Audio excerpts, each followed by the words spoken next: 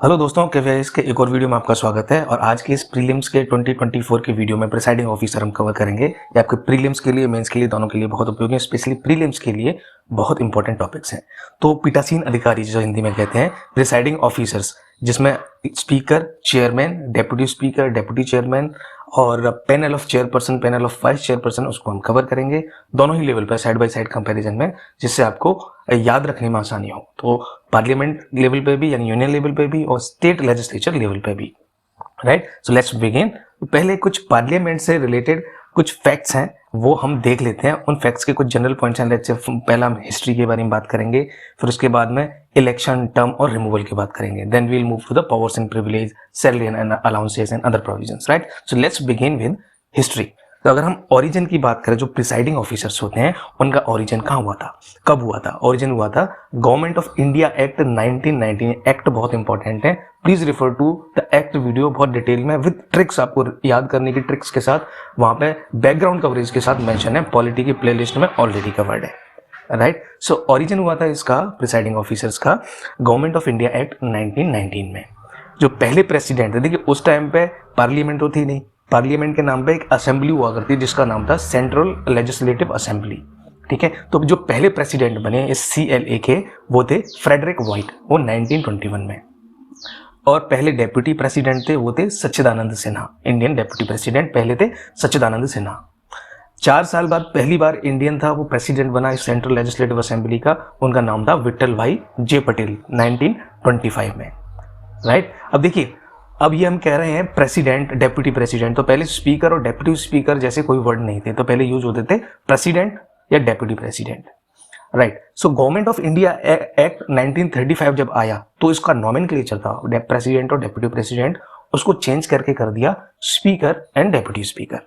पहले स्पीकर कौन थे लोकसभा के? अच्छा, एक फैक्ट और याद कीजिए, पहले स्पीकर कौन बने थे लोकसभा के? लोकसभा यानी हाउस ऑफ कॉमन्स, उस टाइम पे यही टर्म थी, हाउस ऑफ कॉमन्स, इंडिपेंडेंस के बाद। फर्स्ट स्पीकर थे GV Mavalankar. First deputy speaker कौन थे लोकसभा में, हाउस ऑफ कॉमन्स में? वो थे अनंत सयानम अयंगर साहब। तो फर्स्ट स्पीकर, डेप्यूटी स्पीकर हमने देख लिया। अब GV मावलंकर जी की देखते हैं हम कि इनका एक दो रिलेटेड फैक्ट्स और हैं। फॉर एग्जांपल, जो कॉन्स्टिट्यूएंट असेंबली थी हमारी, ठीक है, उसमें भी जो लेजिस्लेटिव पार्ट था कॉन्स्टिट्यूएंट असेंबली का, देखिए कॉन्स्टिट्यूएंट असेंबली के 2 पार्ट थे। उसका पहला काम था कॉन्स्टिट्यूशन ड्राफ्ट करना, दूसरी तरह से बैठती थी लेजिस्लेटिव तरीके से। ये आपको मेकिंग ऑफ द कॉन्स्टिट्यूशन में सारा मिल जाएगा। ये भी बहुत क्लियरली और बहुत सिस्टमेटिकली कवर है। पॉलिटी की आप प्लेलिस्ट देखिए, 1 या 2 वीडियो है, छोटे छोटे से वीडियो है, और आपकी सारी डिटेल्स, फैक्ट्स जो प्रीलिम्स से इंपॉर्टेंट है वो कवर हो जाएंगी। तो GV मावलंकर साहब थे, जो कॉन्स्टिट्यूएंट असेंबली लेजिस्लेटिव पार्ट था, उसमें इनको स्पीकर की पोस्ट थी। और प्रोविजनल पार्लियामेंट, ये भी कवर है मेकिंग ऑफ कॉन्स्टिट्यूशन में, तो प्रोविजनल पार्लियामेंट को में भी उनको स्पीकर की पोस्ट थी। नाउ इलेक्शन, टर्म, रिमूवल, इनकी हम बात कर लेते हैं, साइड बाय साइड देखते हैं। स्पीकर और चेयरमैन की, स्पीकर का एक प्रोविजन है कि लोकसभा का स्पीकर होगा आर्टिकल 93 में, और चेयरमैन जो राज्यसभा के होते हैं वो आर्टिकल 89 में उनका प्रोविजन है कि देयर शुड बी चेयरमैन। अब पहला इंपॉर्टेंट फैक्ट आपको जो याद रखना है वो है, स्पीकर है वो मेंबर होते हैं लोकसभा के, लेकिन जो चेयरमैन कौन होते हैं, जो वाइस प्रेसिडेंट है हमारे इंडिया के, that is x officio chairman of Rajya Sabha, right, council of states. तो वो चेयरमैन तो होते हैं राज्यसभा के, but that chairman is not a member of Rajya Sabha. Right, तो टर्म की हम बात करते हैं। टर्म अगर स्पीकर के केस में देखें तो लोकसभा तक जितनी लाइफ होती है लोकसभा की, उतने टाइम तक उनकी टर्म होती है, लेकिन वो वैकेट भी कर सकते हैं जल्दी कुछ कंडीशंस में, या तो वो रिजाइन करते हैं। वो रिजाइन किसको करेंगे, यहाँ देखिए, speaker would resign to deputy speaker. तो पहला केस हो गया रिजाइन। दूसरा हो गया रिमूव्ड बाय रिजोल्यूशन, जो कि आर्टिकल 94 में, कि ऐसा रिजोल्यूशन लाया जाए, उनको रिमूव कर दिया जाए। या फिर ही और she is ceased to be a member of Lok Sabha, यानी कि ये कंडीशन है कि स्पीकर होने के लिए आपको उस हाउस का यानी लोकसभा का मेंबर होना पड़ेगा। तो ये 3 कंडीशन में वो वैकेट कर सकते हैं लोकसभा की लाइफ एंड होने से पहले ही। करेक्ट। चेयरमैन के केस में यानी वाइस प्रेसिडेंट जो होते हैं उसके केस में ये हमने देख लिया था, ये प्रोविजन तो नॉर्मल है कि प्रेसिडेंट की तरह भी वो एक्ट कर सकते हैं, लेकिन वो रिजाइन कैसे कर सकते हैं, प्रेसिडेंट को कर सकते हैं, और उनका रिमूवल भी किया जा सकता है वाइस प्रेसिडेंट की तरह। ठीक है, रिमूवल के प्रोविजंस क्या है, ये देखिए, स्पीकर का देखिए, इफेक्टिव मेजोरिटी से उनका रिमूवल किया जा सकता है। यानी कि कोई रेजोल्यूशन पास हुआ, इफेक्टिव मेजोरिटी, इफेक्टिव मेजोरिटी क्या होती है, by majority of all the then member. Correct. तो फॉर एग्जांपल जैसे 550 टोटल स्ट्रेंथ है लोकसभा की, 550 में से 545 करंट में उसमें मेंबर्स यानी 5 सीट अभी वैकेंट पड़ी है। तो जब हम मेजोरिटी की बात करेंगे, इफेक्टिव मेजोरिटी की, तो वो होगी मेजोरिटी ऑफ 545 मेंबर्स यानी majority of all the 9 members, right. इसके लिए आपको 14 डेज का एडवांस नोटिस देना होगा और कम से कम 50 मेंबर्स हैं, एमपीज हैं, they should support the resolution. जो राज्यसभा है उसमें इफेक्टिव मेजोरिटी से, उसके बाद उसको पास होना होगा लोकसभा में सिंपल मेजोरिटी। आर्टिकल आप देख लीजिए।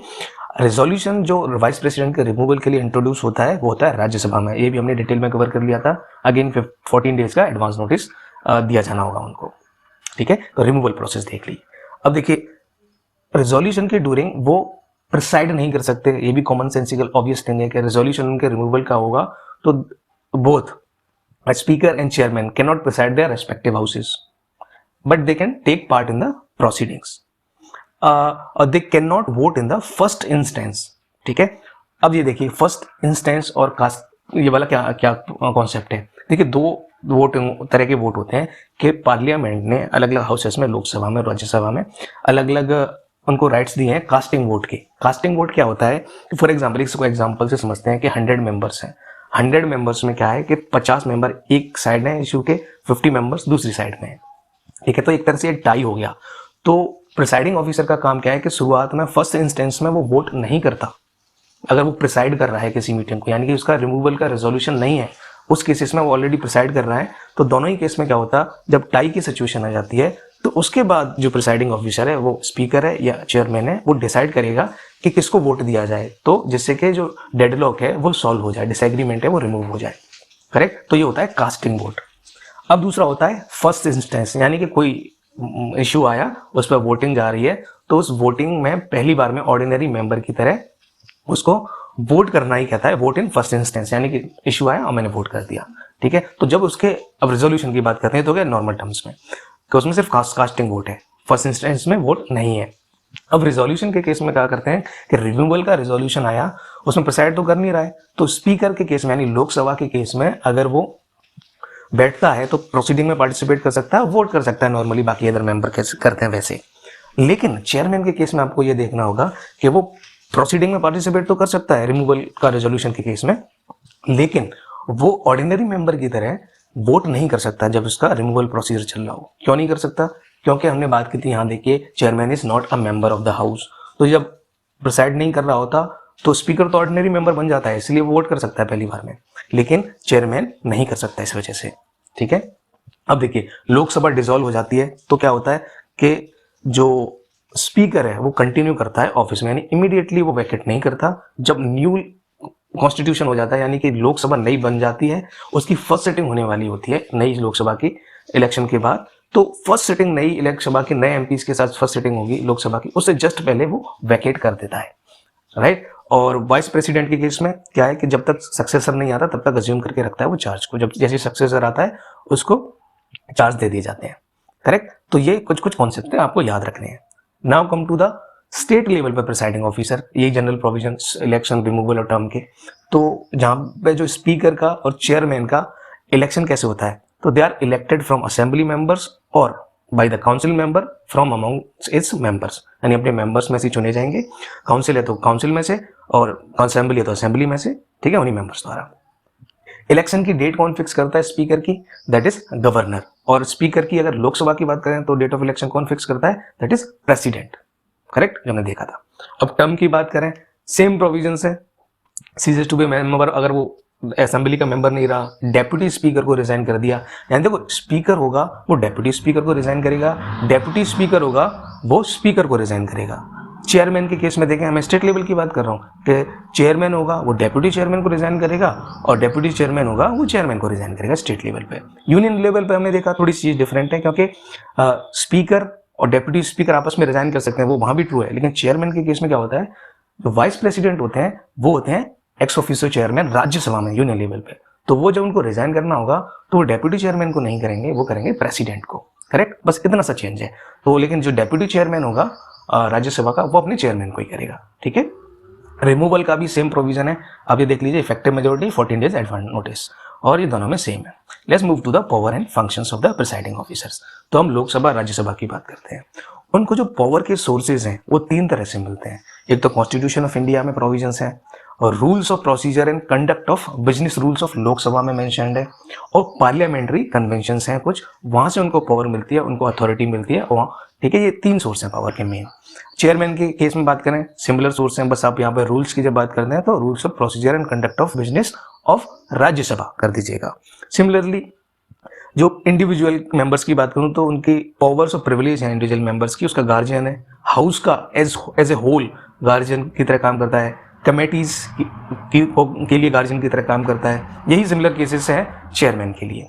And he is also a principal, chief और main spokesperson of that house. Similar provisions, तो जो मैं बोल रहा हूं अभी लोकसभा के स्पीकर के लिए provision, that is almost similar to the chairman of Rajya Sabha.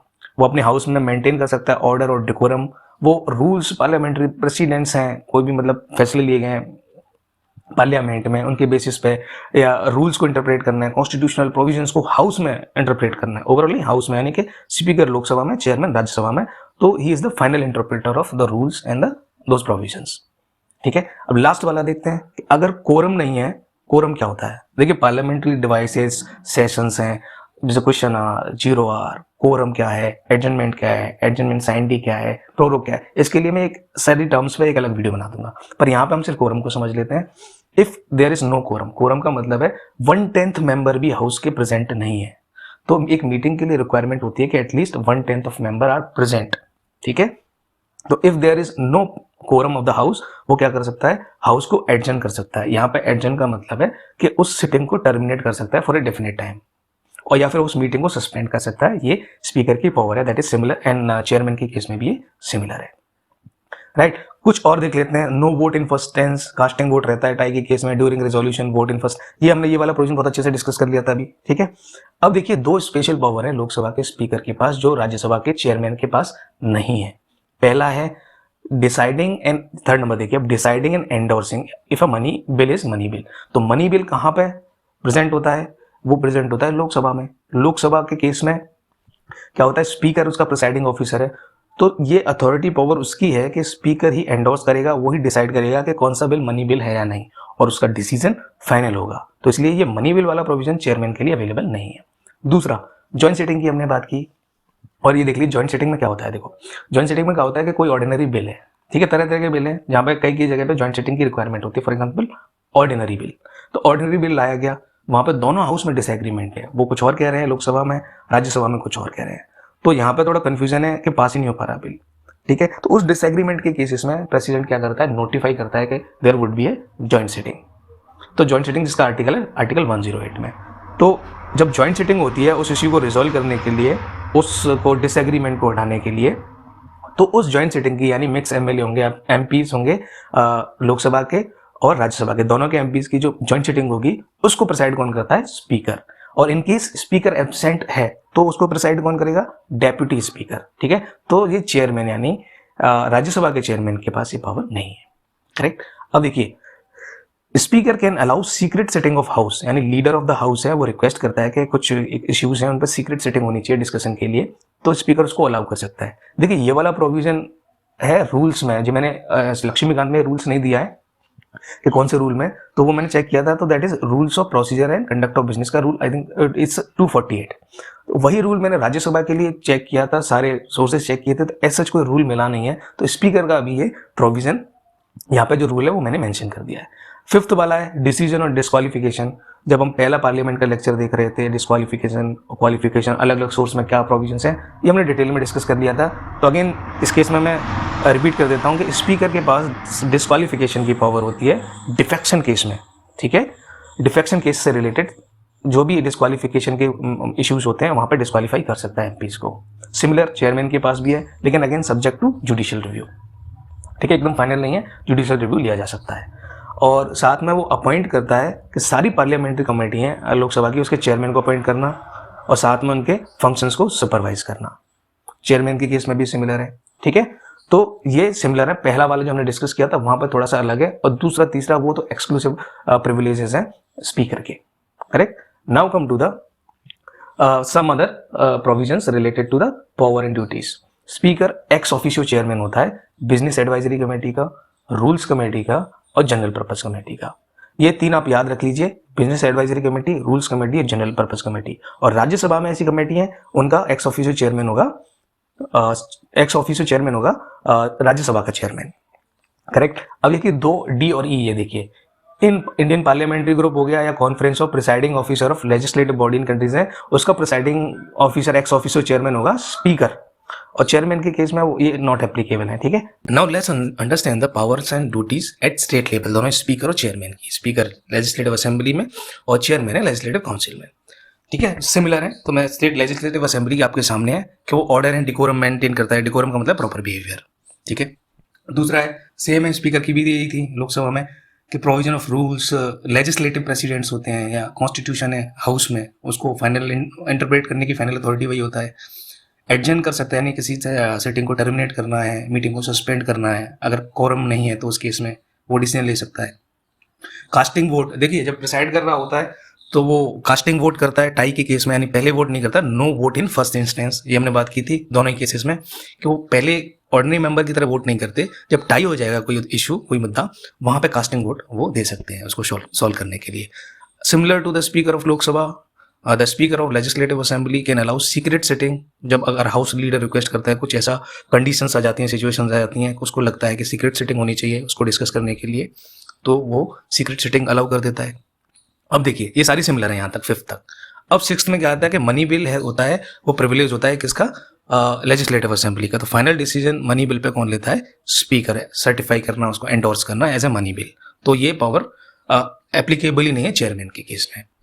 ठीक है। तो स्टेट लेवल पे कुछ और देख लेते हैं कि decision on disqualification, defection case में स्पीकर देखता है। सारी कमेटी हैं असेंबली की, उनका चेयरमैन, उनको अपॉइंट करना है, सुपरवाइज करना उनके फंक्शंस को, ये दोनों ऊपर के दोनों हैं वो सेम है। अब देखिए डिसाइड करना और चेयरमैन करना स्टेट लेजिस्लेटिव असेंबली में, वो किन किन कमेटीज को प्रिसाइड करता है, यानी किन किन कमेटीज का चेयरमैन होता है स्टेट लेजिस्लेटिव असेंबली में। बिजनेस एडवाइजरी कमेटी और rules committee and general purpose committee. बाकी देखिए प्रोविजन स्पेसिफिकली चेयरमैन के लिए कहीं मुझे मिला नहीं। मैंने रूल्स भी देखे थे, उनके डिजिटल संसद पे भी देखा था जाके, बट जैसे अगर एक कॉमन सेंसिकल वे में समझें तो सिमिलर प्रोविजंस होते हैं। हालांकि देखिए मैंने जो जहाँ जिन स्टेट्स में लेजिस्लेटिव काउंसिल है, जैसे कि आंध्र प्रदेश है, तेलंगाना है, महाराष्ट्र, गुजरात, यूपी, बिहार, इनमें जाके मैंने देखा था, तो वहाँ पे फॉर एग्जांपल आंध्रा में मुझे रूल्स कमेटी दिखी थी, वहाँ पे business advisory committee, general purpose committee नहीं थी। बाकी सारी और स्टेट की बहुत पुअरली मेंटेन्ड वेबसाइट्स थी, ऑफिशियल वेबसाइट्स थी, तो वहाँ पे इस तरह की कमेटी नहीं दी गई थी। तो जब इस तरह के कन्फ्यूजन होते हैं ना, और जहाँ पर स्टेट वाइज वेरी कर रहा है, तो यूपीएससी इस तरह के क्वेश्चन पूछना इज अनलाइकली। तो अब तक स्पीकर का देख लेते हैं कि चेयरमैन वो रहेगा business advisory committee, rules committee and general purpose committee. Correct. Now come to the independence and impartiality of presiding officers. अब देखिए इससे आगे बढ़ने से पहले एक टर्म हम देख लेते हैं, सब्सटेंटिव मोशन। देखो सब्सटेंटिव मोशन क्या होता है, इसको भी हम देखें, बहुत सारे मोशंस होते हैं different, no confidence motion, substantive motion है, सब्सिडरी मोशन है, ठीक है, सब्स्टिट्यूट मोशन है, इसके बाद डिफरेंट रेजोल्यूशंस हैं। इसके लिए भी एक अलग वीडियो में बनाऊंगा, क्विकली हम देख लेंगे, जो जिससे हमारे प्रीलिम्स में क्वेश्चन आंसर ठीक हो सकते हैं। पर अभी कुछ प्रोविजंस में सब्सटेंटिव मोशन वाला कॉन्सेप्ट आएगा, तो इसको समझते हैं क्या होता है कि हाउस का कोई एक मेंबर एमपी है या एमएलए है, वो एक प्रपोजल लेके आता है, एक फॉर्मल प्रपोजल यानी औपचारिक प्रपोजल, प्रस्ताव लेके आता है कि हाउस में वो एक्सपेक्ट करता है कि इसको कंसीडर करे house. So a formal proposal made by a member for consideration by the house. ठीक है। उसमें कोई सब्सटेंटिव इशू होता है, यानी कि ऐसा इशू होता है पब्लिक इंपॉर्टेंस का, जो क्विकली डिस्कस किया जाना है, या उसको लगता है कि इस इशू को डिस्कस किया जाना चाहिए, that requires attention of the house. Now ये हाउस के ऊपर है कि वो उसको रिजेक्ट करता है या अडॉप्ट करता है, यानी कि उस मोशन पे house can express its decision और opinion on that substantive issue जिस पर प्रपोजल लाया गया है। ठीक है। तो ये होता है सब्सटेंटिव मोशन, किसी मुद्दे को ऑफ हाउस के कंसिडरेशन के लिए लाना, अटेंशन के लिए लाना, और हाउस उस पर डिसीजन, अपना ओपिनियन दे पाए। ठीक है। नाउ अब प्रोविजन देख लेते हैं किससे रिलेटेड, इंडिपेंडेंस और इम्पार्शियलिटी से related. When we talk about the union level, यानी speaker of Lok Sabha and speaker of Rajya Sabha, तो सिक्योरिटी ऑफ टेन्योर रहती है लोकसभा के केस में स्पीकर की, कब तक, जब तक लोकसभा चलती है, तब तक ये हमने डिस्कस कर लिया था। उससे पहले भी वैकेट कर सकता है 3 तरह से, लेकिन इन जनरल उसके पास सिक्योरिटी ऑफ टेन्योर रहती है जब तक लोकसभा रहती है, तब तक लाइफ ऑफ लोकसभा तक वो स्पीकर है। सेकंड, और चेयरमैन के केस में क्या है कि जो वाइस प्रेसिडेंट को सिक्योरिटी ऑफ टेन्योर दिया गया है, यानी कि लगभग 5 years तक, until unless he vacates his office और हर ऑफिस, तो सिक्योरिटी ऑफ टेन्योर के ये प्रोविजंस हैं दोनों के लिए। Now let's understand the salary and allowances. Salary allowances की कंडीशंस क्या है कि उनको पार्लियामेंट फिक्स करती है, और जो इंडिया का कंसोलिडेटेड फंड है उससे एक्सपेंस निकाले जाते हैं, ठीक है, तो उस पर charge upon consolidated fund of India, जो सिमिलर है चेयरमैन के लिए। चार्ज अपॉन का क्या मतलब है यहाँ पे कि जो भी एक्सपेंसेस होते हैं they are subject to annual parliamentary vote. लेकिन इस केस में क्या होता है, स्पीकर की सैलरी के अलाउंसेस के केस में क्या होता है कि वो charge on consolidated fund of India होते हैं, उनको हर साल पार्लियामेंट के वोट के लिए नहीं रखना होता, यानी कि सैलरी ड्रॉ की जाएंगी कंसोलिडेटेड फंड ऑफ इंडिया से, but they would not be subjected to the annual vote of parliament. ठीक है, ये हमने ऑलरेडी वैसे प्रोविजन प्रीवियस लेक्चर्स में डिस्कस कर लिया था। नाउ थर्ड पॉइंट देखिए, यहां पे आता है कि उनका वर्क एंड कंडक्ट है that can not be discussed and criticised. ठीक है, हाउस में उनका जो भी कंडक्ट होगा या कोई काम कर रहे हैं that would be immune to the discussion and criticism.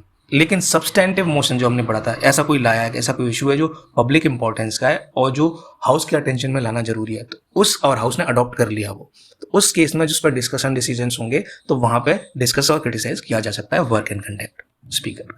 ठीक है, सिमिलर प्रोविजन चल रहे हैं अभी तो चेयरमैन के।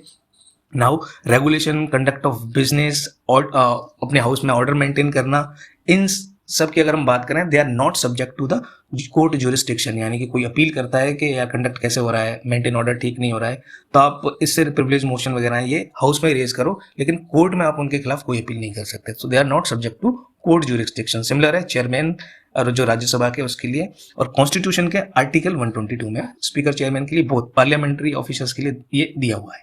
ठीक है, article 122 you can refer to that. In general हमने देखा था कास्टिंग वोट देते हैं, ये हमने कर लिया था। ऑर्डर ऑफ प्रेसिडेंस की देखें कि ऑर्डर होता है ना, पहली प्रायोरिटी किसको मिलेगी, सेकंड प्रायोरिटी, तो चेयरमैन होता है वाइस प्रेसिडेंट, तो प्रेसिडेंट के बाद जो सेकंड प्रायोरिटी है वो है चेयरमैन को। लेकिन स्पीकर के केस में that is equivalent to chief justice of India, 7th order पे आता है ऑर्डर ऑफ प्रेसिडेंस में। जब आप प्रेसिडेंट के प्रीलिम्स ईयर क्वेश्चंस पास्ट हमने किए थे, वाइस प्रेसिडेंट के प्रीलिम्स ईयर क्वेश्चन पास्ट हमने किए, उन दोनों पीवाईक्यूज को आप देखिए, उन दोनों में से ही मैंने एक में जो ऑर्डर ऑफ प्रेसिडेंट को बहुत डिटेल में किसी क्वेश्चन में आया था, तो वो बहुत डिटेल में डिस्कस किया हुआ है, तो वो आप प्लीज देख लें। और यूपीएससी ने उस पर 2 से 3 बार क्वेश्चंस भी पूछे हैं पास्ट में ऑर्डर ऑफ प्रेसिडेंस में। तो पहला दूसरा सबको पता है, president, vice president and PM. उसके बाद कन्फ्यूजन शुरू होते हैं, तो शुरू के 8, 10, 12, 10, 11 आपको एक बार रेफर कर लेंगे तो ग्लांस थ्रू कर लीजिए, उनमें बहुत अच्छे से बता दिया है। ठीक है, अब देखिए लास्ट वाला देखें कि स्पीकर जरूरी नहीं कि वो नॉन पार्टीशन हो, यानी कि ऐसा जरूरी नहीं कि वो अपनी पार्टी मेंबरशिप से रिजाइन करने के बाद स्पीकर बने। स्पीकर बनता है तो ही is expected to be impartial, but partition के केस में he or she can belong to any party. ठीक है, सो बाई कन्वेंशन ये रूलिंग पार्टी से आते हैं, और रूलिंग पार्टी से भले ही आते हैं वो इम्पार्शियल रहेंगे, लेकिन उनको पार्टी मेंबरशिप से रिजाइन करने की जरूरत नहीं होती। और ये वाला प्रोविजन चेयरमैन के केस में एप्लीकेबल है ही नहीं, क्योंकि वाइस प्रेसिडेंट है वो ही एक्स ऑफिशियो चेयरमैन होते हैं। ठीक है, अगेन एक मैं पॉइंट यहाँ पे और रिपीट करना चाहूंगा, वो है कि जो वाइस प्रेसिडेंट हैं यानी कि चेयरमैन ऑफ राज्यसभा है, he is not presiding officer है राज्यसभा के, but he is not a member of Rajya Sabha. Salary allowances अगर हम स्टेट लेवल पे देखें तो वो भी सिमिलर प्रोविजंस हैं कि स्टेट लेजिस्लेचर उनका फिक्स करता है, और they are charged upon the consolidated fund of state, अपने अपने स्टेट के कंसोलिडेटेड फंड में ड्रॉ करते हैं सैलरी, और फिक्स करता है state legislature. Now let's understand one concept, speaker pro tem. अगर आप अटेंशन दे रहे हैं इस लेक्चर को तो आपको ये याद आएगा कि हमने बात की थी कि जब लोकसभा डिसॉल्व होती है, डिसोल्यूशन ऑफ लोकसभा होता है, तो जो स्पीकर है वो इमीडिएटली अपना ऑफिस वैकेट नहीं करते हैं, वो कंटिन्यू करते हैं। इलेक्शन हो गए, इलेक्शन के बाद नए एमपी चुने गए, इलेक्ट हुए हैं, इलेक्ट होने के बाद एक नई लोकसभा का फॉर्मेशन हुआ है, कॉन्स्टिट्यूशन हुआ है नई लोकसभा का, उसकी फर्स्ट सिटिंग होगी, तो first sitting newly elected Lok Sabha की होगी, उससे जस्ट पहले वो क्या करेंगे, ऑफिस को वैकेट करेंगे जो एग्जिस्टिंग स्पीकर्स थे, यानी कि वैकेट कर दिया तब तक। तो फर्स्ट सिटिंग जब हो रही होगी, याद है कि न्यूली इलेक्टेड लोकसभा की, वहां पे उनके पास कोई स्पीकर नहीं होगा, तो उस प्रिसाइडिंग ऑफिसर के लिए एक प्रेसिडेंट क्या करते हैं, जो सीनियर मोस्ट मेंबर, जनरली जो सीनियर मोस्ट मेंबर्स होते हैं एमपीज में, उनको अपॉइंट किया जाता है एक मेंबर को, और उनको एडमिनिस्टर की जाती है ओथ स्पीकर प्रोटेम की। यानी कि ये टेम्परेरी ऑफिस है, उस सिटिंग के लिए ही उनको अपॉइंट किया जाता है प्रेसिडेंट द्वारा, यानी कि प्रिसाइड करते हैं over first sitting of the newly elected Lok Sabha. दूसरा, ये ट्रांजिशन में फैसिलिटेट करते हैं, यानी मेन ड्यूटी इनकी क्या है कि जो नए मेंबर्स हैं एमपीज को, उनको ओथ दिलाई जाए, करेक्ट। एंड ही और she also enables house to elect new speaker, क्योंकि ये तो टेम्परेरी पोस्ट है, तो नए स्पीकर को इलेक्ट करने के लिए एमपीज को फैसिलिटेट करना या उनको इनेबल करना, ये स्पीकर प्रोटेम का काम होता है। तो मेन काम क्या है? प्रिसाइड करना फर्स्ट सिटिंग पे, ओथ को एडमिनिस्टर करना न्यू मेंबर को, और नया स्पीकर चुनवाने में मदद करना, correct. Now let's understand the deputy speaker and deputy chairman. Deputy speaker की जो पोस्ट है that is vacant at union level since 2019। तो इसके क्या क्या है प्रोविजंस देख लेते हैं।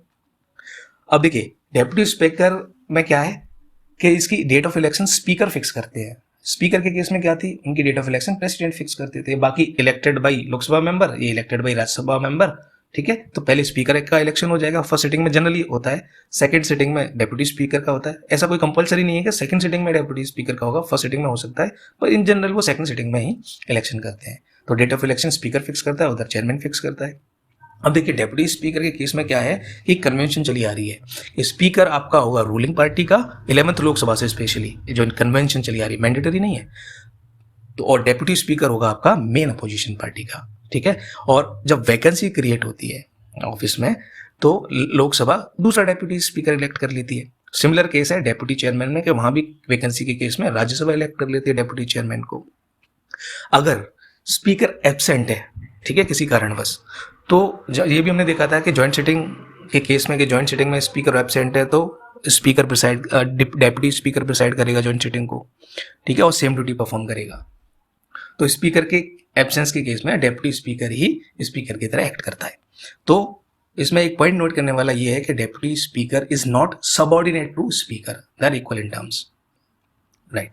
अगर कोई मेंबर किसी देखिए 3 कमेटी हमने देखी थी, rules committee, general purpose committee और एक और कमेटी थी। जो 3 कमेटी थी उनका एक्स ऑफिशियो चेयरमैन कौन था? स्पीकर थे। इसके अलावा और भी कमेटीज होती है, अगर उनमें अगर मेंबर होते हैं डेप्यूटी स्पीकर, तो क्या होता है, डेप्यूटी स्पीकर किसी और कमेटी का, पार्लियामेंट्री कमेटी का मेंबर होगा तो अपने आप ऑटोमेटिकली ही और she will become it's chairman, ठीक है। सेम केस है राज्यसभा के केस में भी। For example rules committee, general purpose committee और तीसरी कमेटी थी business advisory committee, vice president chair करता है सिमिलर टू द स्पीकर। लेकिन देखो अब 2 कमेटी और है करंट में, अगर हम देखें तो प्रिविलेज कमेटी है और एमपी लेट्स स्कीम है। तो प्रिविलेज कमेटी और एमपी लेट्स कमेटी का मेंबर डेप्यूटी चेयरमैन है, ठीक है। तो इन कमेटी के अगर वो मेंबर है तो इन कमेटी के automatically becomes chairman of those committee also, right. तो डेप्यूटी चेयरमैन के ये है कि मेंबर अगर होता है किसी अदर पार्लियामेंट्री कमेटी का, उसका अपने आप चेयरमैन बन जाते हैं। अब नाउ 6 हमने यहाँ बहुत डिटेल में डिस्कस कर ही लिया था कि स्पीकर को रिजाइन करते हैं, और स्पीकर किसको करते हैं? डेप्यूटी स्पीकर को, डेप्यूटी स्पीकर स्पीकर को। और चेयरमैन के केस में थोड़ा अलग है यूनियन लेवल पे कि जो चेयरमैन है राज्यसभा का, क्योंकि वो प्रेसिडेंट होते हैं, वो रिजाइन करेंगे प्रेसिडेंट को, बाकी सब सेम है। Now come to the different other provisions कि डेप्यूटी स्पीकर और चेयरमैन के केस में क्या होता है कि वो वैकेट भी कर सकते हैं। सिमिलर प्रोविजंस हैं जैसे स्पीकर के थे, या तो मेंबर नहीं रहे, रिजाइन कर दिया अपने प्रिसाइडिंग ऑफिसर को, या रिमूव कर दिए गए। रिमूवल का भी एकदम सेम है, स्पीकर की तरह ही है। आर्टिकल 94 में डेप्यूटी स्पीकर के रिमूवल का, और डेप्यूटी चेयरमैन की अगर राज्यसभा की बात करें तो उनका आर्टिकल 19, ठीक है। जब रेजोल्यूशन हो उनके रिमूवल का और डेप्यूटी स्पीकर एक्ट कर रहे हो, सर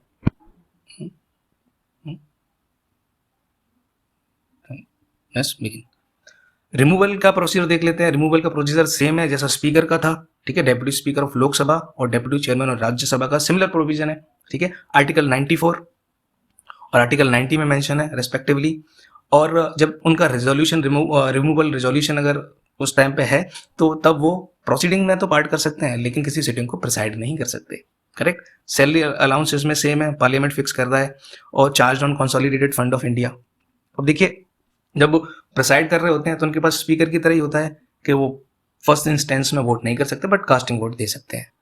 अगर वो प्रिसाइड नहीं कर रहे हैं तो ऑर्डिनरी मेंबर की तरह होता है, ठीक है, तो वो वोट कर सकते हैं। सिमिलर डेप्यूटी चेयरमैन की है राज्यसभा की, ठीक है। इसमें एक चीज आप नोट कर लो कि स्पीकर और डेप्यूटी स्पीकर की कोई सेपरेट ओथ एंड अफर्मेशन नहीं होती है। नाउ स्टेट लेवल पे स्टेट लेवल पर सिमिलर है, जो भी बाकी सबके लिए होते हैं, स्पीकर है, चेयरमैन जो होता है स्टेट लेवल पे उसकी ड्यूटीज होती हैं, उन्हीं को परफॉर्म करते हैं। यानी कि इफ स्पीकर और chairman absent to perform the duties at state level की बात कर रहे हैं, तो उस केस में डेप्यूटी स्पीकर और डेप्यूटी चेयरमैन पे सेम पावर होंगी जैसे चेयरमैन या स्पीकर पे होती है। ठीक है। अब पैनल ऑफ चेयरपर्सन है, ये बहुत सिंपल सा है कि देखिए स्पीकर है, डेप्यूटी स्पीकर है, और उसके बाद क्या है कि दोनों ही एब्सेंट हैं। तो उस केस में क्या होगा कि पैनल ऑफ चेयरपर्सन होगा, वो प्रिसाइड करेगा मीटिंग्स को। Panel of chairperson of Lok Sabha is not more than consisting of not more than 10 members. और ये मेंबर्स कौन नॉमिनेट करता है, इस पैनल को कौन नॉमिनेट करता है, स्पीकर, राइट। तो एब्सेंस होता है और जिनकी जो स्ट्रेंथ होती है नॉट मोर देन 10, तो nominated by speaker and they can only preside if speaker and deputy speaker is absent. याद रखो, एब्सेंस के केस में ही वो प्रिसाइड कर सकता है पैनल ऑफ चेयरपर्सन। अगर पैनल ऑफ चेयरपर्सन में से भी कोई मेंबर्स एब्सेंट हैं, मेंबर्स एब्सेंट हो गए, तो उसके बाद हाउस डिटरमाइन करेगा, कॉमन सेंसिकल है, कि प्रिसाइडिंग ऑफिसर उस मीटिंग का कौन होगा। तो ये होगा एब्सेंस का केस। लेकिन अगर office of speaker, deputy speaker vacant है, खाली है, ठीक है, एब्सेंट नहीं है, वो है ही नहीं, डेप्यूटी स्पीकर नहीं है और स्पीकर दोनों ही नहीं है, वैकेंट है, वो ऑफिस ही वैकेंट है, उस केस में पैनल ऑफ चेयरपर्सन का कोई काम नहीं है। प्रेसिडेंट अपॉइंट करेगा कि हाउस के मेंबर को कि किसको प्रिसाइड किया जाना है। ठीक है, आप ये याद रखिए, एब्सेंट के केस में और वैकेंट के केस में। सिमिलर उसके केस में, राज्यसभा के केस में आपको ये याद रखने हैं।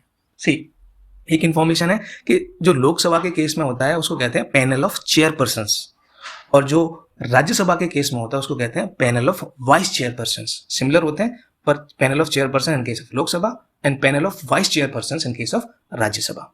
स्टेट लेवल पे भी सिमिलर प्रोविजंस हैं। ठीक है, तो पॉज करके आप नीचे वाला देख लीजिए, सेल्फ एक्सप्लेनेटरी है, सेम प्रोविजंस हैं उनके। ठीक है, ठीक है, इसके लेक्चर में सिर्फ इतना ही है। मिलते हैं अगले वीडियो में, जो मोस्ट प्रोबेबली आपका होगा, इससे रिलेटेड आपके सारे, मैं प्रिसाइडिंग ऑफिसर से रिलेटेड सारे प्रीवियस ईयर क्वेश्चन है वो करा दूंगा। और जो पार्लियामेंट का जो पहला लेक्चर आया था, स्ट्रेंथ, वैकेंसीज, ओथ है, क्वालिफिकेशन, डिस्क्वालिफिकेशन, उसका भी एक प्रीवियस ईयर क्वेश्चन है, वो भी मैं सारे आपको करा दूंगा। तो आपको एक आइडिया लग जाएगा कि कितने आप अटेम्प्ट कर पा रहे हैं या नहीं कर पा रहे हैं। पर आपने लेक्चर्स देखे हैं तो आप सारे कर लेंगे, I am sure of that. तो पढ़ते रहिए, टाइम कम है, कीप द स्पिरिट हाई, अपने आप को बिल्कुल एंगेज करके रखो कि दिमाग को डिप्रेस होने का, सैड होने का टाइम ही ना मिले। ठीक है, 50 दिन बहुत अच्छे से मेहनत करते हैं। So thank you very much, मिलते हैं अगले लेक्चर में, अगले वीडियो में। Thank you.